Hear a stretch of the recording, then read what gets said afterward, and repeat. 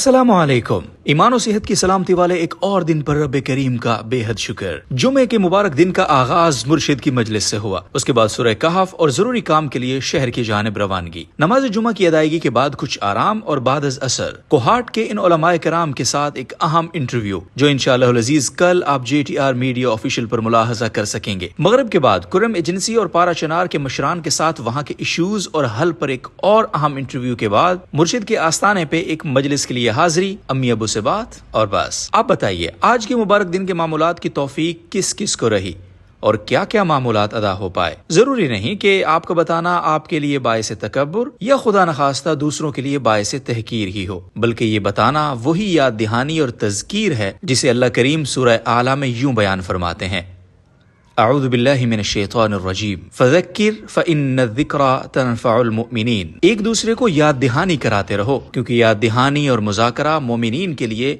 बड़े नफ़े की बात है। आज के लिए इतना ही। रब्बुल इज़्ज़त ने चाहा तो फिर मिलेंगे। वस्सलाम।